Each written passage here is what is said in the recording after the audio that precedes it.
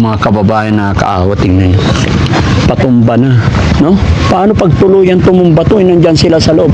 Hello, Nay! Magandang hapon! Hapon po. Ayan. Kumusta po kayo dito, Nay? Ito po, mabuti naman. Naghihirap ni. Naghihirap. Ilan taon na po ba kayo, Nay? 67. 67. Si tatay, kumusta kayo, Tay? Hindi po tatay yan.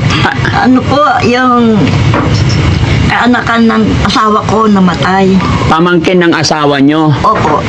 na namatay. Okay po. Siya lang maano sa amin, binabantayan kami dito. Siya nagbabantay. Ilang taon naman siya? 28. May pamilya ka, sir? Namatay na po. Namatay na rin ang asawa mo. Opo. May anak ka po? Meron po sa namatay sa tiyan.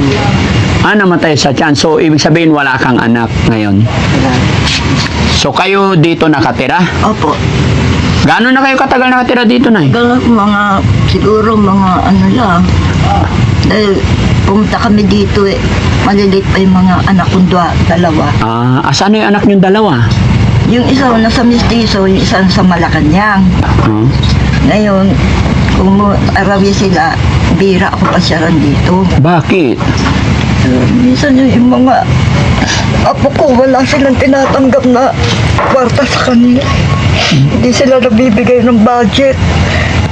Ako lang, pag naglaba ako ng isang buwan, pag bibigyan ko yung mga bata. Ako lang naghahanap buhay ngayon. Ngayon, wala na. Ilang taong ka, Nay? 67. 67, Nay. Naglalabandera ka pa? Oo, para may panggastos dahil apo ko. Minsan may babayaran sa school. Wala silang pambayad. Ikaw nagbabayad? Pupuntahan ko sila doon. Ngayon, sabi nga nila, huwag ka aalis dyan, baka may punta riyan. Hindi naman ako malis dito. Ayun nga.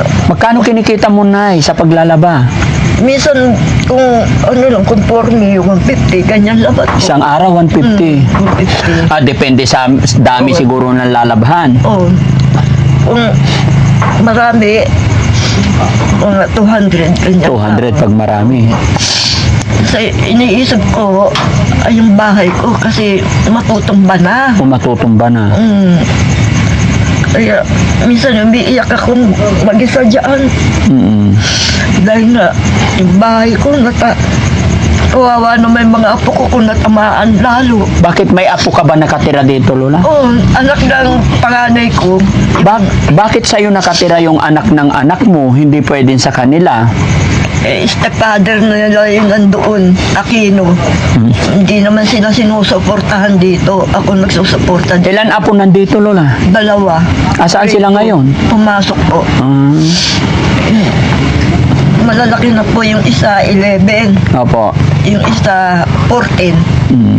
Kaya, inaano ko lang ba to? Buti, Lola, nakakayanan mo pang alagaan yung mga apo mo, pati pagkain, ikaw pa nagpo-provide. Opo, ako po. Hindi naman nagpasusuporta sila eh. Yung nanay, hindi. Bakit pinabayaan nila anak nila? Kasi, yung ama nila, nagbikil noon. Nagpakamatay. Oo. Dahil asawa sa iba. Yung asawa niya, Oo. hindi natanggap ng ama. Oo. Ngayon, iniwan sa akin ang anak ko yung 2 bata sa akin. Yun, ako nagpabalog na. Grabe naman yung yung nanay na yon, pinabayaan niya yung anak niyang 2 para makisama lang sa ibang lalaki. At saka, hindi pa lang masakit din na sinapit ko sa anak ko na yun na panganay. Anak niyo po yung lalaki? Babae. Ay, yung babae ang anak niyo? Siyang nakiasawa dun sa Aquino. Namatay nga yung ama ng 2 bata. Masama rin ang ginawa sa akin yun. Ako na nga tumutulong sa kanila. Ako pa, sasakalin ng anak ko. Yung anak mo mismo na babae, sinasakal ka? Sinakal ako noon. Kaya, ang sama ng loob ko sa kanila. Kahit nandito yung 2 bata, ako pa rin nag-aasikaso. Bakit kanya sinakal? Yung binilinan ko lang sa kanya, huwag ka muna may kikisama doon sa Aquino na yun. Buhay pa yung asawa mo. 2 anak mo. Yun lang nagalit sa akin. Bigla akong sinakal. Mm-mm. Buti ka, no, dumating yung asawa ko nung buhay pa. Mm-mm. Yun, pinagagit. Paano pag hindi dumating? Eh, patay na ako. Ay talaga seryoso talagang sakalin ka? Oo, seryoso talaga. Eh, yung pala naglilihi. Doon sa asawa niya, doon sa Aquino. Ah, Ganun. ganun ba yun? Siya pag naglihi, Oo, nananakit? nananakit. Ay pag nanganak yun, matapang yung anak niya. Eh, matapang ho. Kaya ayoko papuntahin dito yung isang anak niyang babae. Eh, baka masama rin. So, ako, ang taon niyo po, ang gano'n ang hirap ng buhay namin. Hindi ako nagagawa ng masama. Opo. Nandito lang ako sa bahay. Minsan pag may nakita sa akin, kainggitan nila ako. Mm. Yun. Kasi kayo pumunta dito, nakita kayo, may inggit na naman yan. Ay, sino yun? Sino yan? Eh, hindi ko kilala yun, kako. Sa status ninyong ganito, Nay, may inggit pa ba? Meron pa may inggit. Anong sinasabi nila? Anong kakainggitan nila? Yes, sir. Di ba dapat kaawaan na? Wala po. Ako pa nga minsan aawayin dito sa bahay. Bakit Hindi ka- naman ako lumalabas ng bahay. Nandito lang ako sa amin.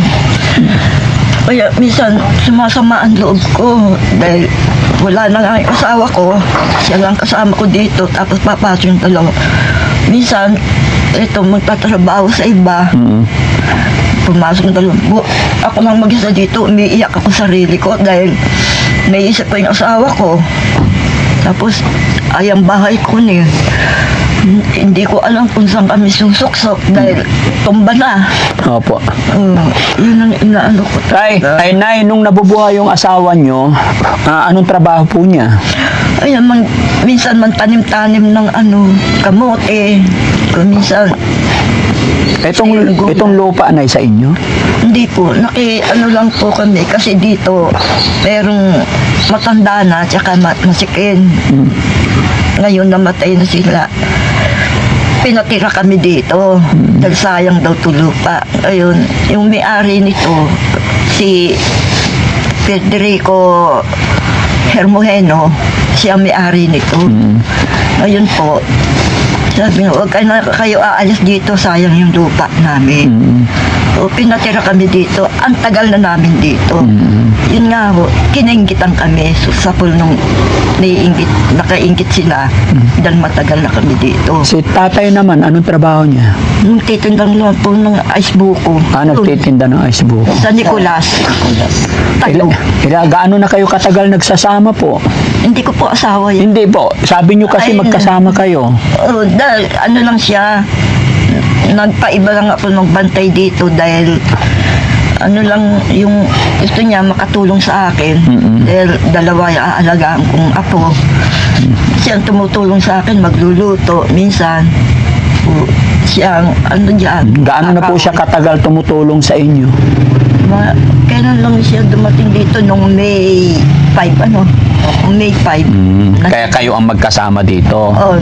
Kaya sabi daw ng mga tao doon, asawa ko raw to. In-interview ko nung kaiban nyo. Hindi ka ako kaanakan ng asawa. Mm. Oo. Dahil yung ina niya, nandiyan sa Panguluan. Ah,